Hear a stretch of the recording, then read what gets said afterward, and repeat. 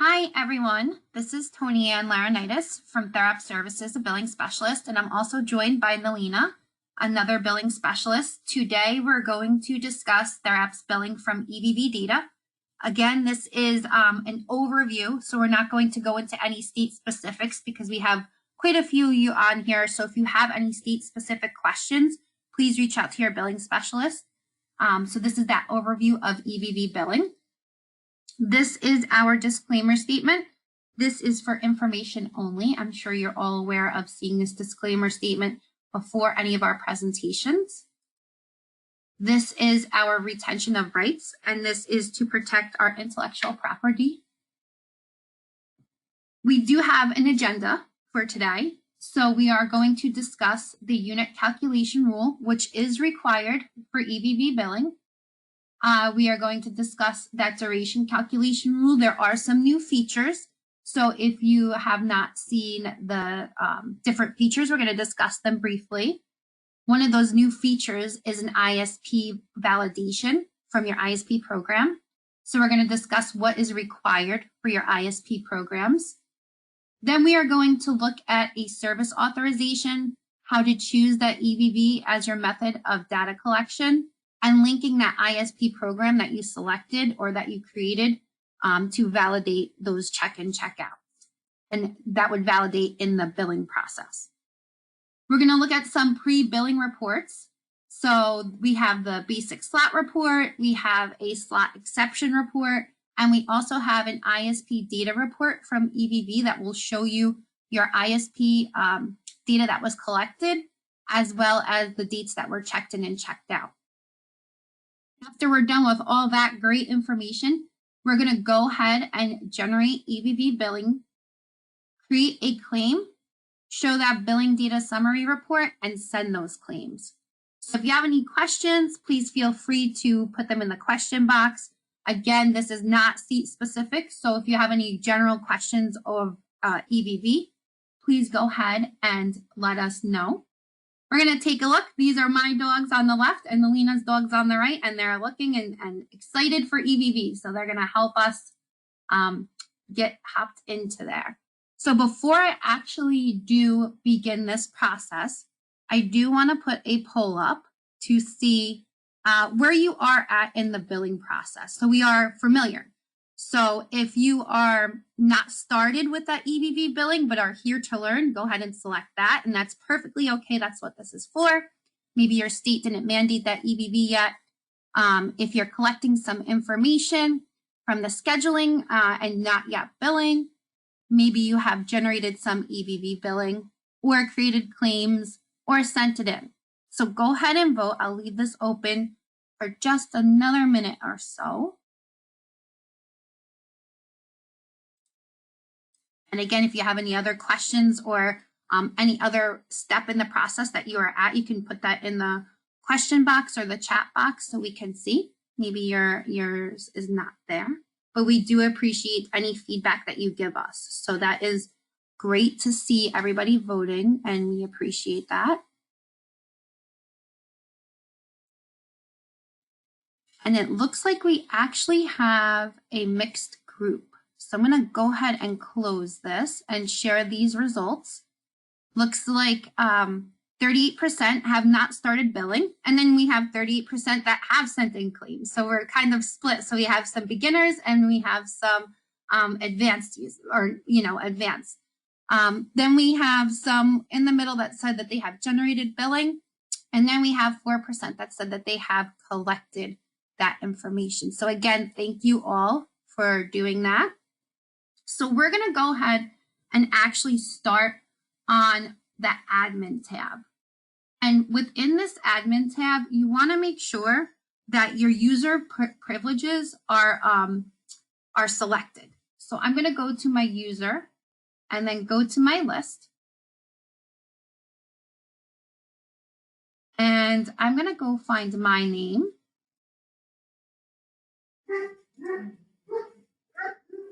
Give me 1 second because my internet is a little slow.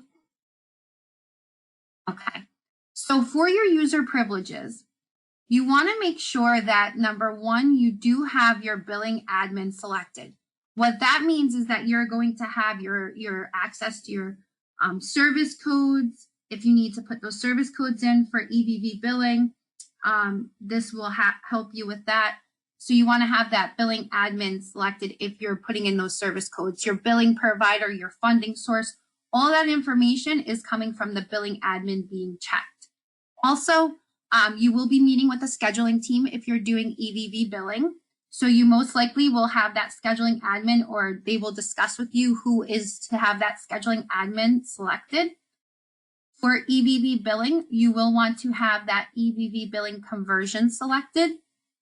And I would suggest to have the report library selected or the assigned report view. So the report library will give your staff access to all of your reports. And Nalina is going to show you a couple of reports in the report library. But if you just want to assign your staff a few of those reports that are related to EVV, you can have them have this role selected. If you're doing any type of billing in Therap, we also recommend having this export to Excel so that you can export those reports to Excel. And then for your electronic billing, we actually don't recommend having delete. So go ahead and have that create, update, send, and status check selected. If your state has the eligibility, you can have that selected. But again, this is just EVV billing. So go ahead and save that if you're following along. And then anytime you change your privileges, you actually want to go to this privileges refresh and click refresh. So you don't have to log out and log back in. So once your user privileges are updated, you're going to go down to the bottom and you can see this billing section. So that's what that billing admin button gives you. It gives you all of these different options here. And we are going to start with this unit calculation rule. And you would either click, well, you would click new if you're setting this up for the first time. But I'm going to go ahead and click list because I have a couple of different ones in here. So if you have EVV billing and you have a day unit, if you're billing by the day and it's not a timed service, you can set the unit rule up to reflect that day unit. And what you would do is bundle for each day and then use your number of days. Not as common that I see in EVV, but I have seen it, so I just wanted to point that out. And then you would click that submit at the very bottom. Now, the most common one that I do see is this time services. That's those 15-minute units or those hourly units that your staff is documenting for. So the bundle for each day means that each day has its own billing data. So let's say that you have information on the 4th, 5th, and 6th. Each of those days have its own units, its own claims. This is most common, but if you have that bundle for date range, that would be if you were using that date range, let's say from the 1st until the 10th. And usually that's date specific. I think in Virginia, they actually prefer you to have like a bundle for date range. But again, if you're not sure, you can check with your billing specialist, reach out to them. The calculation of units for EVV, when it's that time service and you're billing those 15-minute increments or those hourly increments, most likely you're going to use that duration of time in, time out. So you're telling the system you want it to calculate based on the time in, time out that the staff checked in and checked out for. Okay, and then applying that rounding algorithm, you have a couple of different selections here. If you choose this bundle for each day, then you would look at these first two options. If you chose this bundle for date range, you would look at this last option with those other options. So for the first option, the duration of each data, if you have multiple sessions throughout the day that staff is checking in and checking out for that same individual, for that same service, the duration of each data is going to take each session and round it. So if you have check in, check out from 10 a.m. to 11 a.m. and then 2 p.m. to 3 p.m., It's actually going to round each of those sessions and then add those units together for the day. The total duration of all data is going to take all the minutes for that day, no matter, which session it was for that individual. Again, it's that same service code for that same person for that same day. It's going to take all those minutes for the day and then convert it into a unit. So it's really provider preference on how you want the system to round. So that's where you would select which option. And once you make that selection, you would just go ahead and click Save. Lena, was there any questions so far? There are, but it's mostly state specific about how Heather is recommending things to be done. So if it's state specific and how Heather's telling you to do your unit calculation rule, you really need to, I'm not sure which state you're from. So if she has guided you in one way of how to do your unit calculation rule, I'm not sure if you're having a problem with generating your data or your billing data or your units. So you're really going to have to get back with Heather and if you're having an issue with that. So to answer that question. So that's the only question we've had. Okay. Thank you. And again, like I saw one of the questions that said about a daily unit. That's not very common for EVV, but if it is, that's why it's there. So let's go ahead and look at the duration calculation rule. So unit calculation rule is a must for EVV, and duration calculation rule also needs to be set up to bill for EVV. Again, I'm going to look at my list, and I'm going to go ahead and open up my rule. So the rule name is completely up to you. You can make it whatever you want to say. If you want it to say the total time worked or actual time worked, whatever you want to say. If you use a schedule, this is where the billing specialist asks you, are you using a schedule? Then you would decide from these three options. So if you're creating a schedule and staff is following that strict schedule that you created in advance, that's where you would talk about these three options. If you wanted to have the total time that staff worked, or if you did not want them to, if you didn't want the billing data to be considered more than that scheduled time or not within that scheduled time. So if you didn't want them to go within that scheduled time. And again, it's more specific, so we could go into that. And if you have any questions, we can definitely dive deeper into there. The most common selection that I have seen is that total duration, that total time that staff actually worked is what you're going to bill for. When you select not more than scheduled duration, you're actually limiting what you're going to bill for. So you're saying, I scheduled them for 2 hours.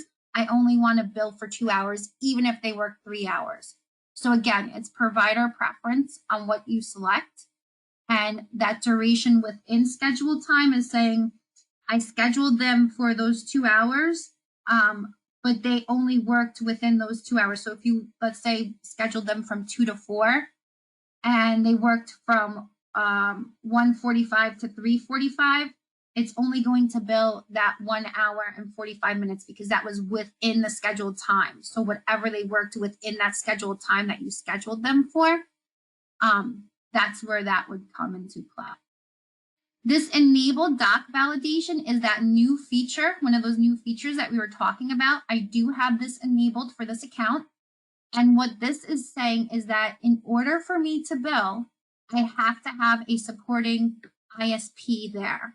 So the staff is checking in and checking out and fulfilling those EVV requirements, but I also want them to do that ISP as well.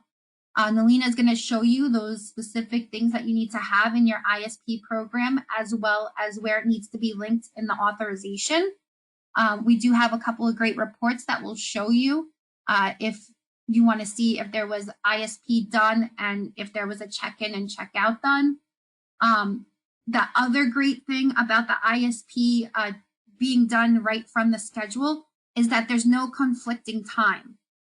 So whatever time the staff checked in and checked out is the exact time that will go on the ISP.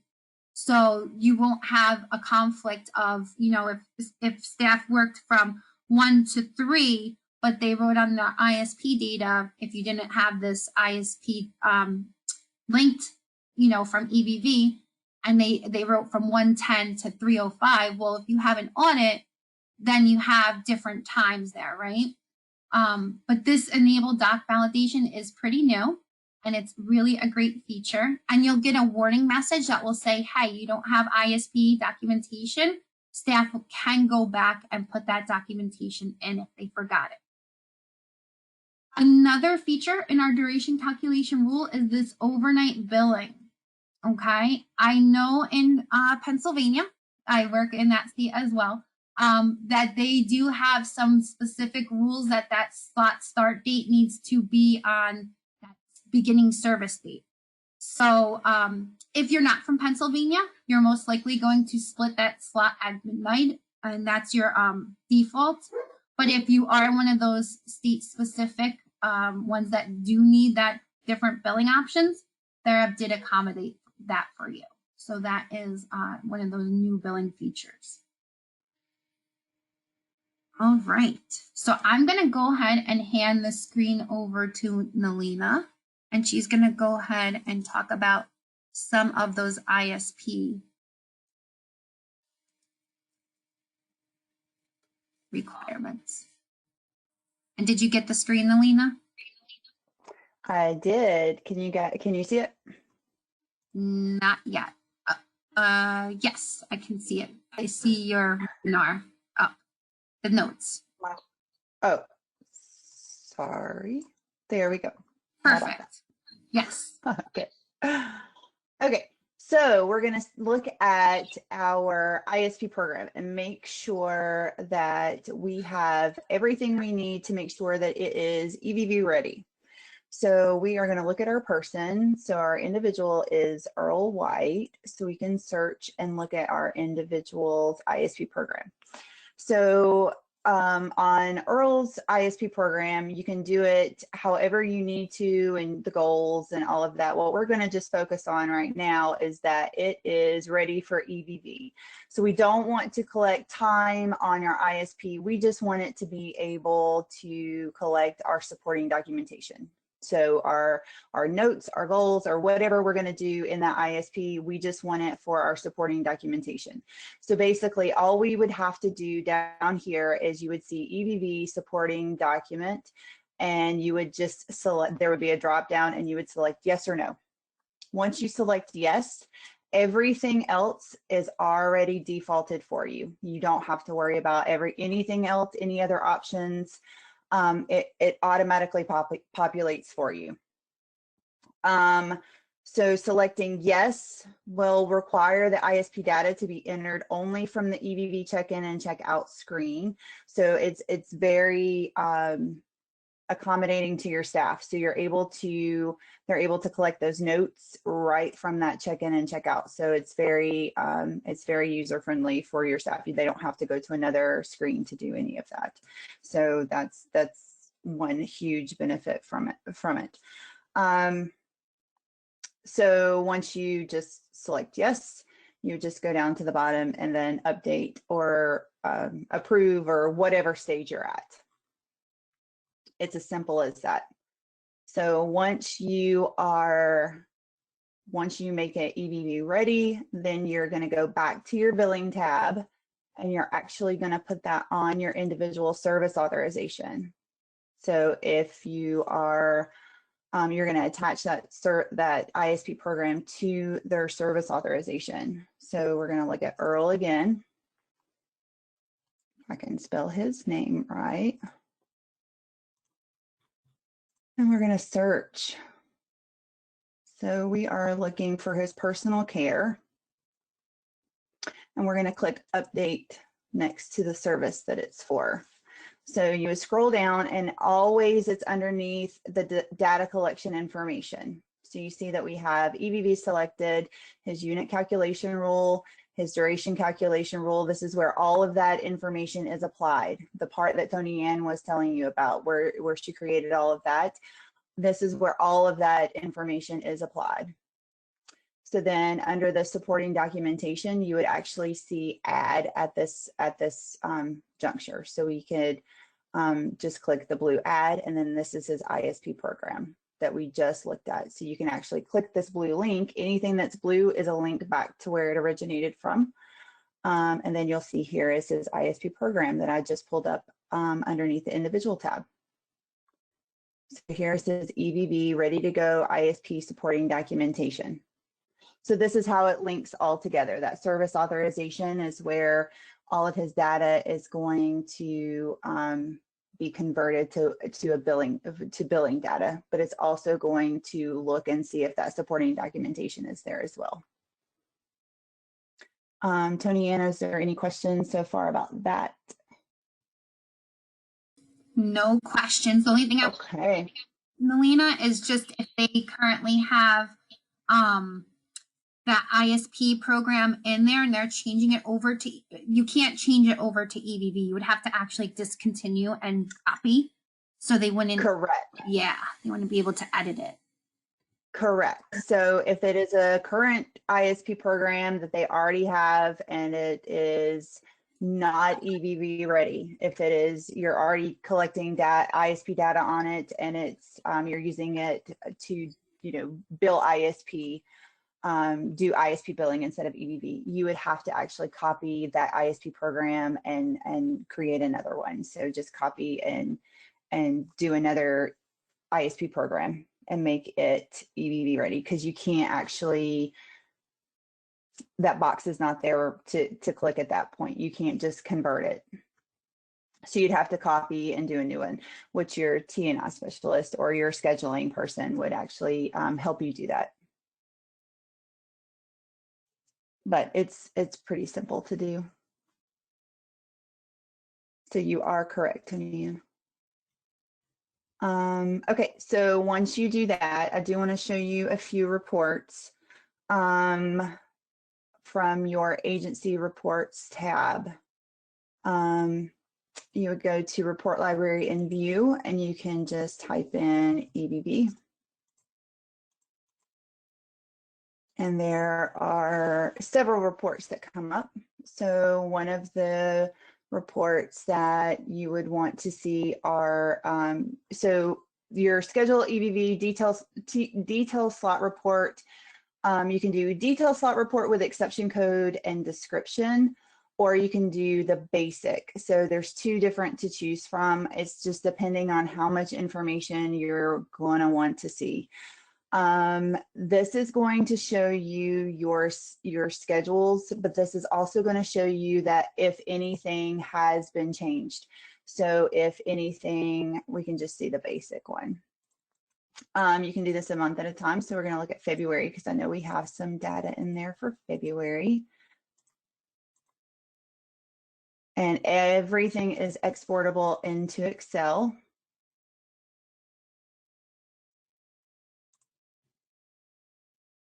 So this is going to show you your original slots, your description codes, but it's also going to tell you, so if your staff forgot to check in and check out, it's going to tell you what that exception is. It's going to tell you who edited it. It's going to tell you if it was self-checked in. It's going to tell you, it's just going to tell you lots and lots of information. It's going to tell you the date that it was changed. It's going to tell you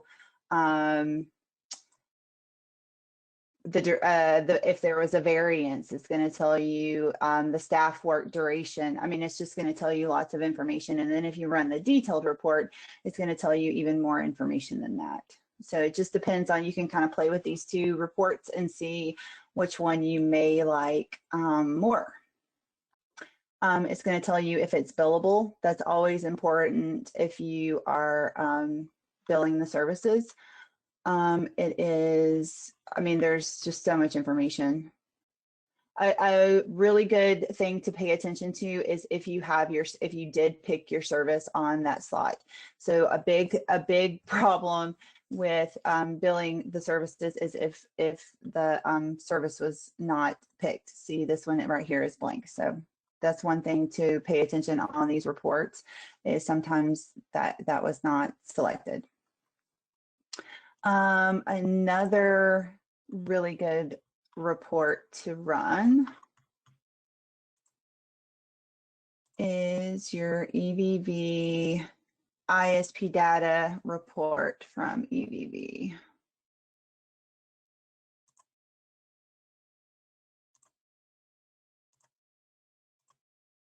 And we're going to do the same dates.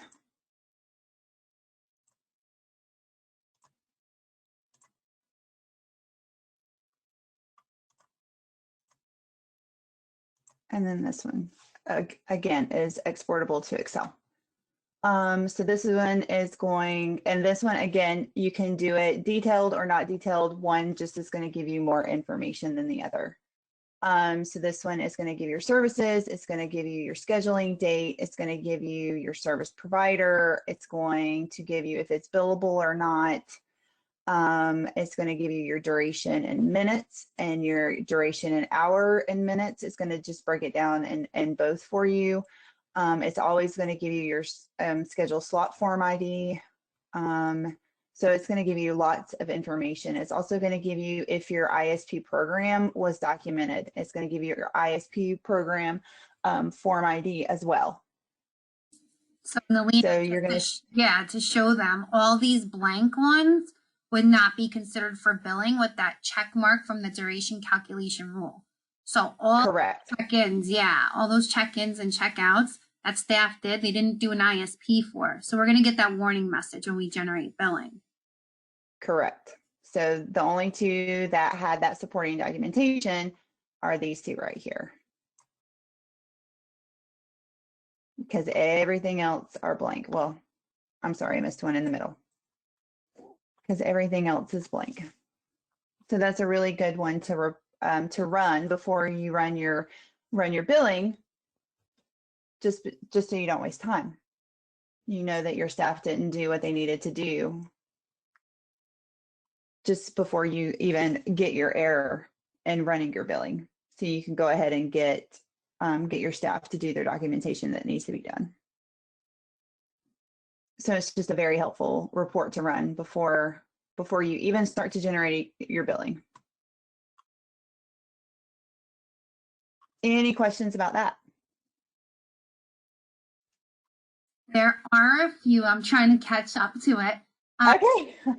They asked if staff forgot to enter ISP, can we go back and bill? So they have to actually enter that ISP prior to billing, Johnny. So if you scroll over to the left, Melina, it will show you. Yep. Oh, sorry, to the right. Sorry. Slot in column O. So if you copy that ID, they can actually, you can send that to them, or you can tell them this is or you can tell them the date. So you can see the date is on column E21 for personal care. Go back into that slot and you can do it from the web, or they can do it from the slot. So they can go ahead in there and put that information in so that it will be there, so that you could bill. But you would not be able to actually bill until that information is there if you have that checked in. So yep, that box checked in that duration calculation, correct. Yep. And then should we ask staff to go back and document the service? So just like I said, you're just gonna go back and ask them to document in that ISP. So if you go, can you show real fast, Melina, on the Therap page?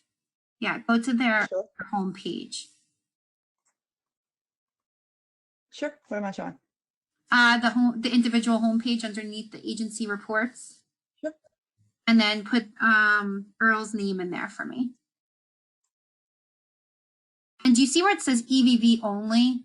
They won't be able to document here. Like they wouldn't be able to do ISP new. They have to go into that actual schedule and document there. So that's the only difference with the EVV as the supporting document. So just so you all are aware of that. And if you have any questions, feel free to reach out to your T&I specialist, scheduling specialist, billing specialist. All of us, one of us should be able to help you with that. And then it looks like Mary says staff can clock in and not out and still do their ISP, and it will not show up on that ISP data report from EVV. Learned that the hard way. Thanks for that, Mary. That's really helpful to share with everybody. Okay, I'm gonna take back the screen. Okay, thank you. No problem. And can you see my screen, Alina? Yeah, you're good. Okay, good. So I'm going to go ahead and show you some couple different other reports, and these reports prior to billing, because the most important thing is that you want to make sure that all that information is correct, accurate, ready to go before you bill, because then that billing process will be really easy. What I learned from the scheduling part is that you can actually look at it from the schedule to see what's ready to go. So I'm just going to focus on Earl today because he's the one that I have been demoing. And I'm showing you that scheduling grid. So we're working on the month of February. So all these different things for Earl, or I want to just see Earl, right? You can actually do this option over here and you can click filter. I don't know if anybody knows this or has used it. I actually just found out about it within the last few months, and I love this. It's actually one of my favorite parts on the scheduling piece. You can schedule it down to Earl. I know if you're billing for quite a few individuals, you probably don't want to do this one by one. But you can also do, let's see if there's any no billables. I know that was one of the questions that somebody asked. How would it be billable no? Look, there's one here for the 14th that staff, and I just double clicked it, staff clicked no. So that will not be considered for billing. So you want to make sure that everything is yes. So if I want to make sure that this is good for billing, I would just go down to the edit and click yes. And of course you would confirm with staff, why wasn't it billable, or was it just an accident? Just make sure that that is a billable service. Once you do make that change, you do have to put an exception code in. And maybe it was just something, staff chose the wrong selection, and then just go ahead and click save. This is just telling you that any information that you update is subject to an audit. So you can go ahead and click yes. And then you can go ahead and go back to clear your filter. So again, if you want to look for anything else, you can look by the services. So if I wanted to see that personal care, I'm going to go ahead and filter, and I could see all of my personal care here. Now, just as a quick overview, because we do have some new people that are learning this billing, you ultimately want everything on this page to be green. Anything that has this green with the red box around it means that the time in and the time out, or the time in and time out, are different from the scheduled time. So as you can see for my individual Earl, Leah clocked in at 9 a.m. and clocked out at 9 a.m. So you most likely will not clock in and clock out for less than 1 minute. So maybe staff was having a mobile device issue or something like that. But you can see that I was scheduled from 9 to 10, but I only worked from 9 to 9. So you want to look at these red borders. This one is from 10 to 10:05, but I should have been there from 10 to 11. So I did that on purpose so I could show you all, but just take special attention to those red borders. Anything that is red with the red border around it means that there's no staff. So you can see underneath the program name, the staff name is blank. And if you forget which each color means, at the top left, it does show you what all of those different colors mean. If you had a orange color, which I don't think I have for February, but I may have for March. Nope, I don't have it for March. But if you do have an orange color, This means that you did check in, that your staff did check in, but they did not check out. So that's incomplete. So this red and this orange will not be used for billing. Okay, so only these green ones will be used for billing. These blue ones mean that there is no check-in and no checkout. It's just simply approved. So if I double click on here, you can see that I have my schedule created, but at the bottom in this box, Stephanie did not check in or check out. So you do need her to check in and check out in order to bill for that date. Anything that's gray, it's not on here, but if it was gray, it means that's just in draft and it was not approved yet. So if there's any questions on the schedule, you can reach out to your scheduling specialist. I do see a request if we could copy one slot to be multiple several days. I know that there is a bulk copy here. I'm not sure if you use that or not. And there is that bulk approve. That bulk copy will copy whichever slots you select. And again, reach out to your schedule specialist if you have any questions about that. That red border too, also I've seen for some individuals that it was actually the wrong date. So it had the same exact time that they were scheduled for. So say it was the 2:15 to 2:15. And the check-in time, because they did like a manually entry, was actually 2:16. So they weren't able to bill. So definitely check out those red borders. Look at that information. This is the visual way to look at this prior to billing. So if you wanted to look at a different way, the other report that I suggest is in your agency reports, and it would be that basic slot report. So you can just type in the word slot. Go ahead and search for your month. It can be for 30 days at a time.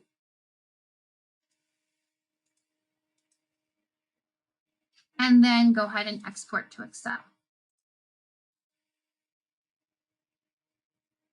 Once I export this to Excel, I'm just going to go ahead and put my filter on. And to put a quick filter on, I just do my insert, click that table button, click OK, and then I have a filter for all of my rows.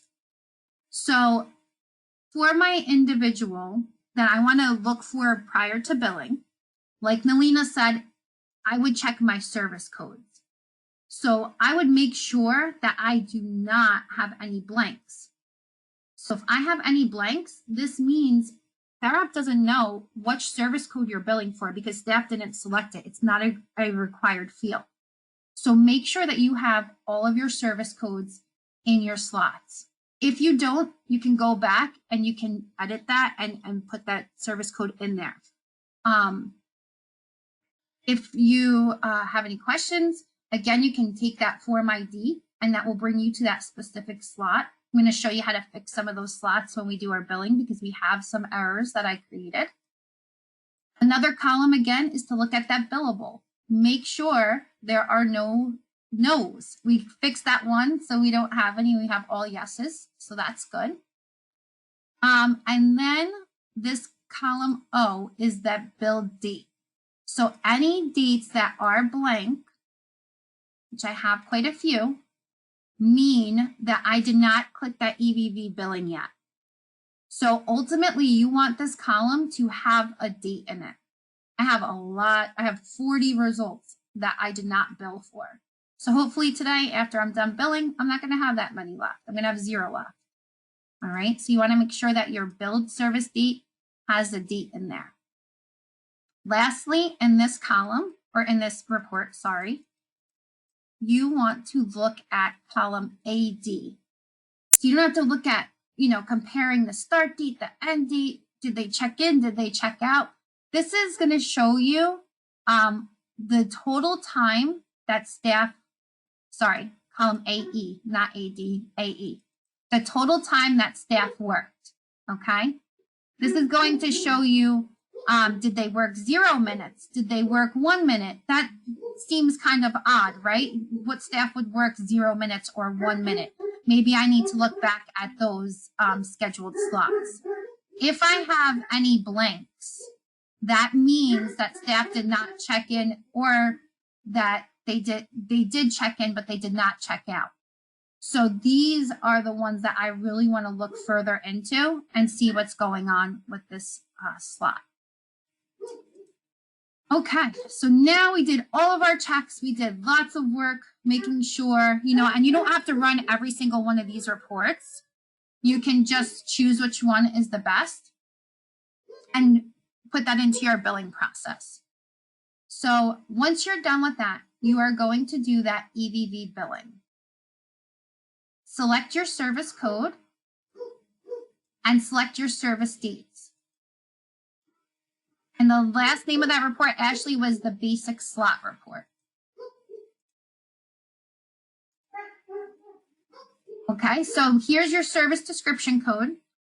You can only stay within the same dates of service, same dates of that month. So you cannot do February and March. You can only do 1 month at a time. If you have, once you click that search button, and if you have somebody that you're expecting on this list and they don't appear, then that means that that individual does not have check-in or check-outs for that date of service. Okay, so I have Earl here, and he does have, he does appear here. And then once you click this generate billing data, this is going to calculate for you those, whatever staff checked in and checked out. It's going to calculate how many units to bill and what dates of service to bill. That rounding is going to apply based on your rounding rules. All that information, and this is that button that will make that magic appear, I said. So we have a couple things going on here, and I did this for a reason. I wanted to show you a couple different messages. When you get this red X, you want to read this error message. When you get this message that says this data has already been used for billing, I use this billing account a couple times a week. So I have been generating billing for Earl, and Therap does not duplicate billing. So if I already generated for February 1st, it will not let me generate again. So it's saying you already did this step for February 1st, go to the next step, okay? So this data has already been used for billing. So this is an okay error message, okay? So now this error message is not okay. This error message says there's no ISP data supporting documentation found. So that means I do not have any ISP data for Earl for this date. Now, what's pretty neat is that you can actually copy this form ID and then open Therap up in another page. I like to use the search button right here above the date instead of going all the way to my schedule, but you can also use the search in your schedule as well. Remove these dates because you have that unique form ID, so you don't need the dates for there. And then click search. This brings you to that exact schedule that had that issue. So if I go down to my ISP data and I click open, it's going to show me that no ISP data was recorded, okay? Which we knew that from when we tried to generate. But if you need to collect ISP data or staff needs to collect ISP data, they can actually click on this link right here and then fill out that information. Once they fill out that information, and I apologize, my ISP program is not the best. This is a quick ISP program.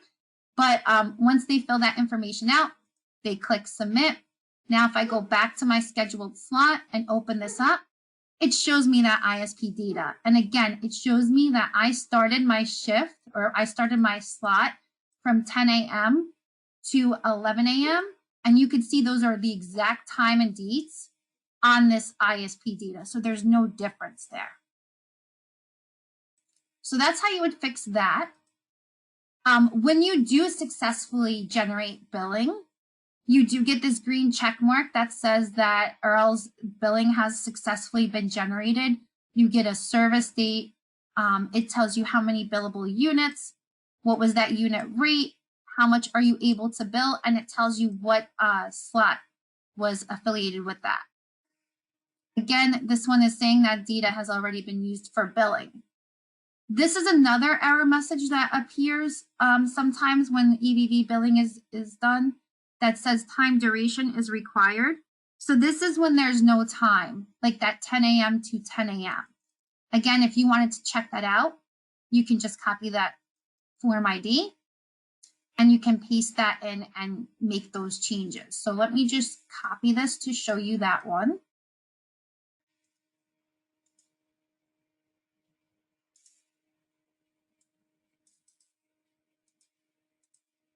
And you can see at the very top is your slot. That's when you scheduled them for 9 to 10. And down here, they checked in at 9, checked out at 9. So if they need to change this time, you would click this edit button, change the time here. You can click on this clock and click on the number 9 and push it to that number 10. And then you do need to put that exception code in.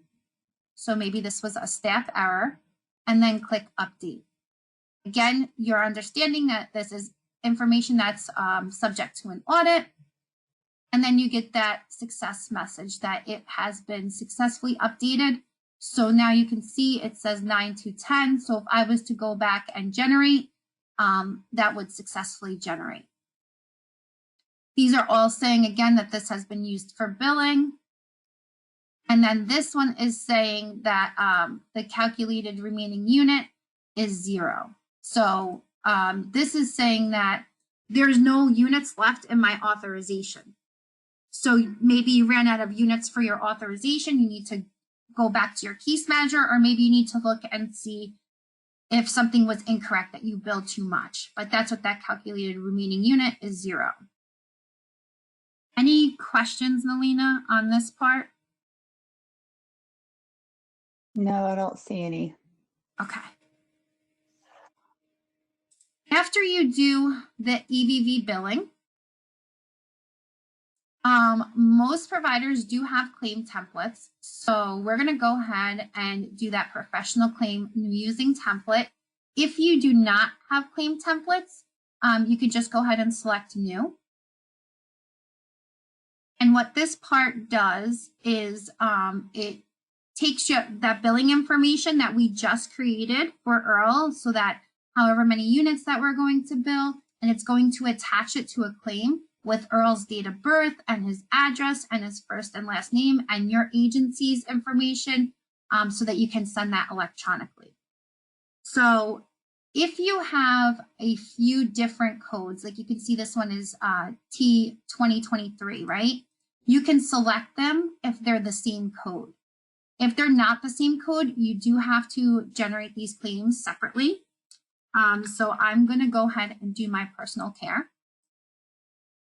Select your service date from and to.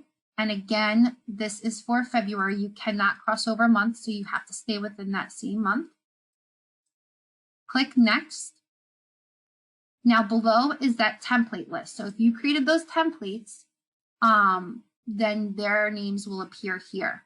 If your individual's name is not here, then that means that you do not have a template created for them. I'm going to go ahead and select Earl's name and click Generate Claims. You can see that 3 claims were generated for him, even though on my last page I had only 1 green check. I had some other claims that were waiting to be created for him from previous billing. Like I said, I do go in this account quite often, a couple times a week. So I'm not surprised that I have a couple other ones. I'm going to show you what this claim is looking like. So you can see that my payer information is here. And then my billing provider information, which is your agency's information, is here. Earl's name is here.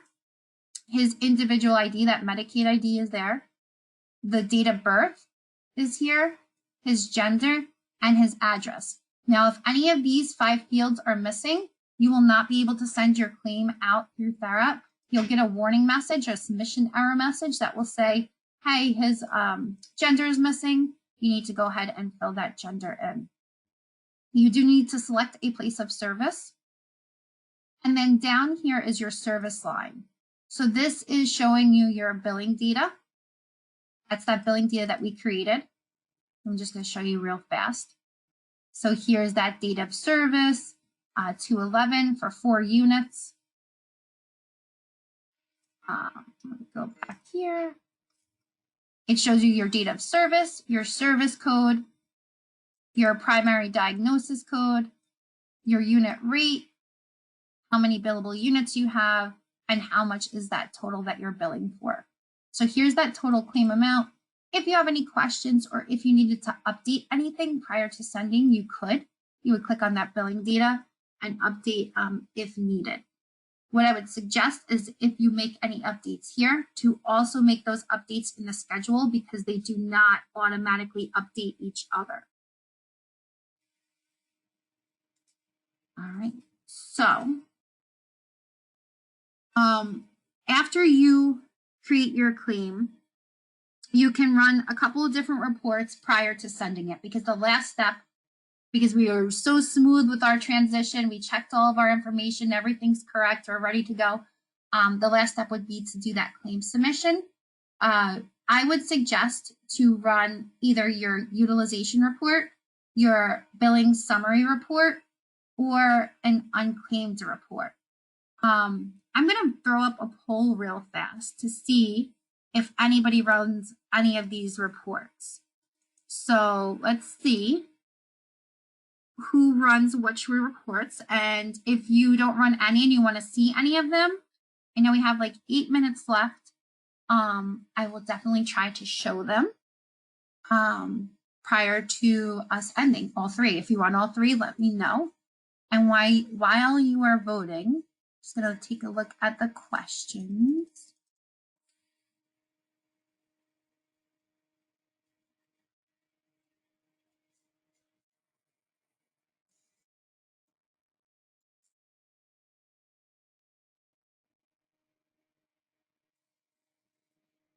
What if the individual has both data collecting program and another service not collecting data? If staff made a mistake and selected non-program when scheduling, can we go back and change? Good question, Ashley. It seems like you would probably need to recreate that schedule if there was an error on the program side, if you can't edit it. But if that doesn't solve it, go ahead and reach out to your scheduling specialist if you need more assistance. Jenny, will the claims be sent directly to Promise? It depends on how you're set up. It sounded like before you weren't sending directly to Promise. So again, you can reach out to Heather. And it looks like almost half of you voted. So I'm going to go ahead and close and share this results. And it looks like the majority is the billing summary report. So I'm going to show you the utilization report real fast.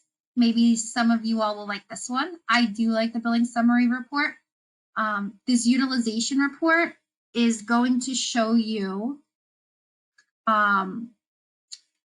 really great information. If I could spell a name right now, right? I know Helena was saying that before. So this, you can run it by monthly, date range, or weekly. So the date range, you can actually run up to a whole year. I personally like the monthly report, and the weekly is pretty beneficial to you folks who bill weekly. So I'm going to go ahead and search this by Earl. I do not recommend doing it by individual. I'm just doing it by an individual right now for you. But you can run it by the program. So if you have a program that says, you know, whatever companion services or whatever the service is, or you can run it by the service description code. Let me show you what this looks like. So let me run this for February. And this can only be ran after you generate that Evv billing. Okay, so I'm going to go ahead and export this to Excel so you can see this in that formatted report. And again, this is the utilization report. This is going to show you your service dates, your program for this individual. Again, I just selected the individual. So if you want to see it for one individual, you select the one, but most likely you're going to want to see it for multiple individuals. This is showing me how many units I generated and for which days. So as you can see for Earl White, for the autism code, from the 5th all the way till the 28th, I'm not able to bill for him because I didn't do any generating for his billing.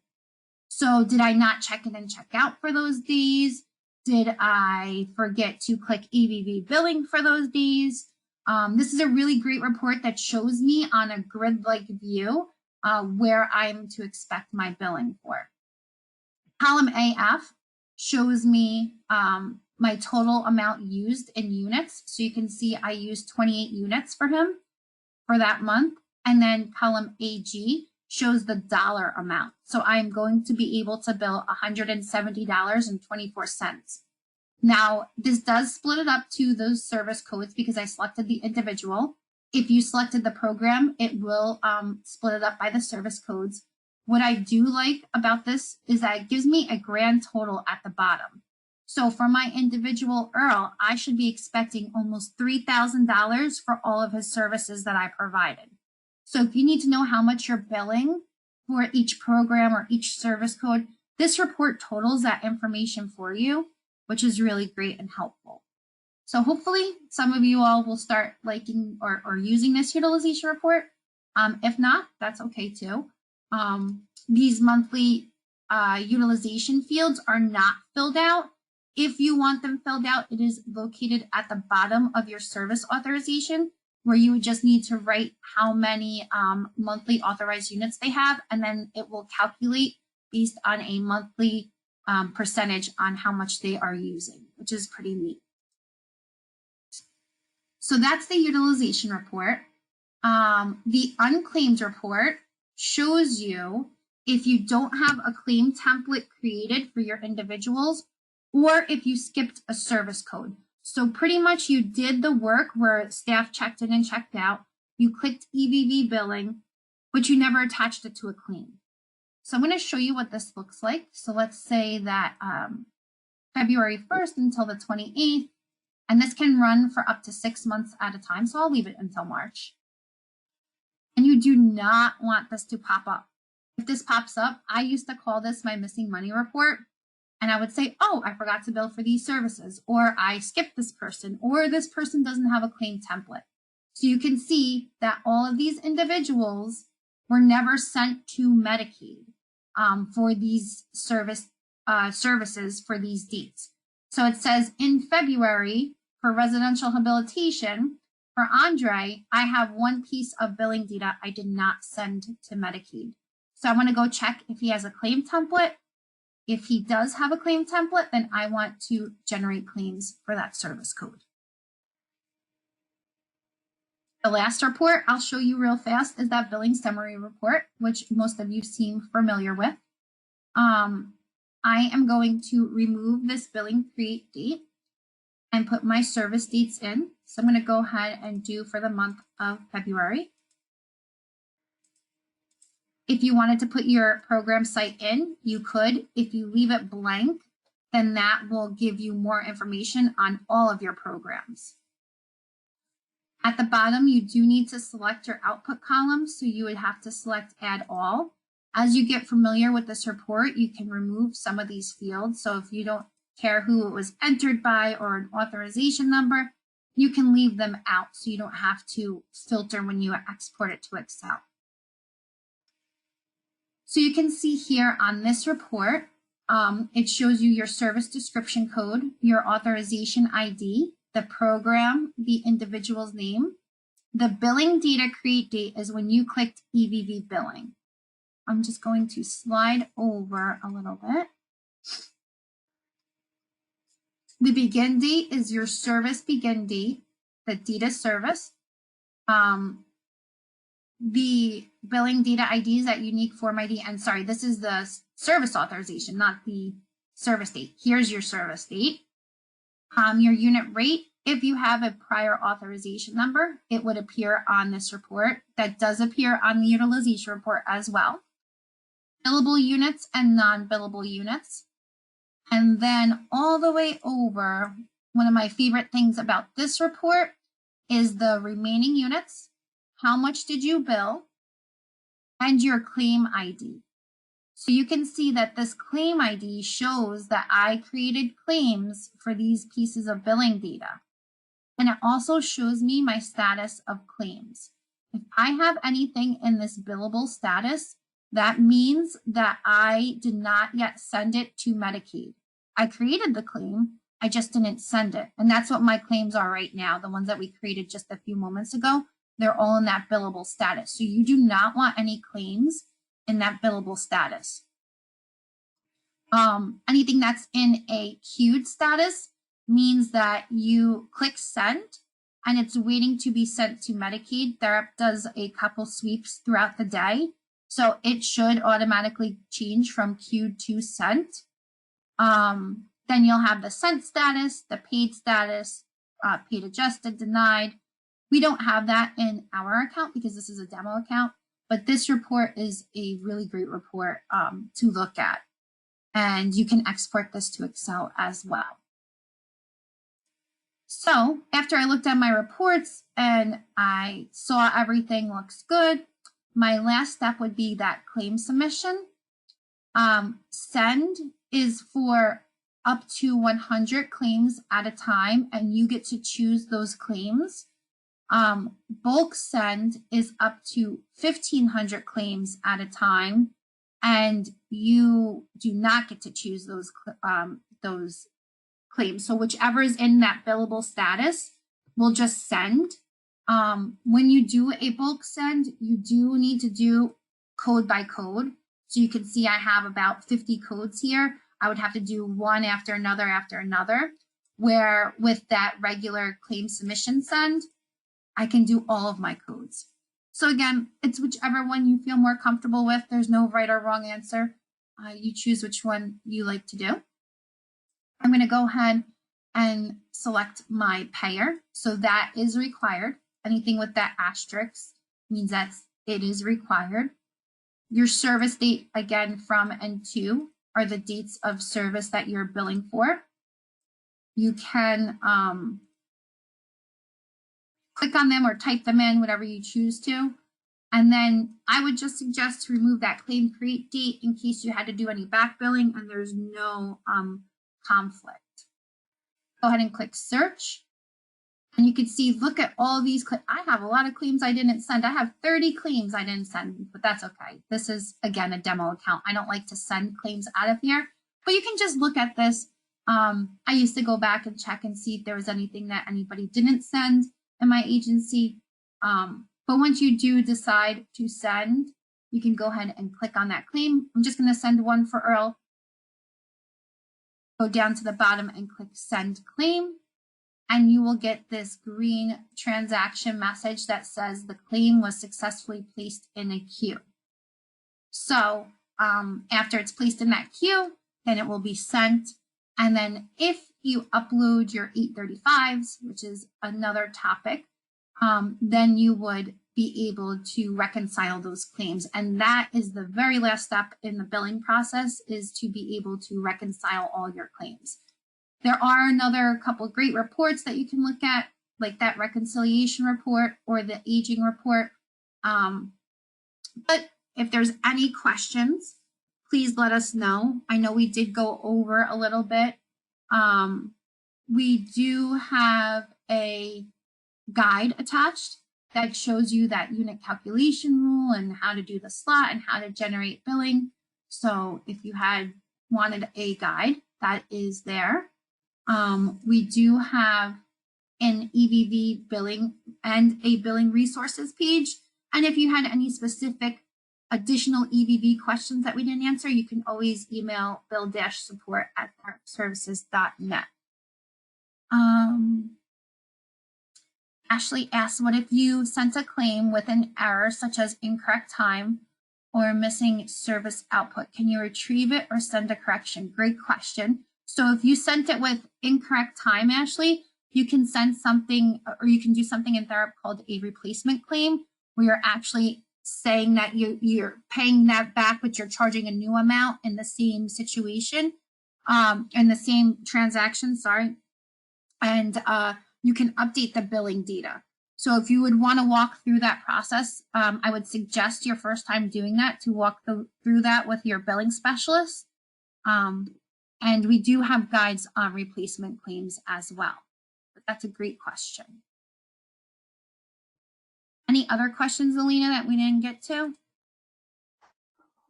Just a couple, but I'm trying to answer really fast. But if we don't get to them, just email the bill support at therapservices.net and we will answer them. Someone said, why does EVV billing not allow us to check each slot in detail? In the past, we used to be able to see the list and even allowed us to click on the slot if it needs. So Jenny, I would suggest doing the detailed slot report if you want to see more detailed information. I just showed a basic slot report. That should give you all that detail that you're looking for. And usually those reports in the report library run for up to 30 days. So I don't know if you're putting incorrect dates in there, but let us know if there's any additional questions on that. All right.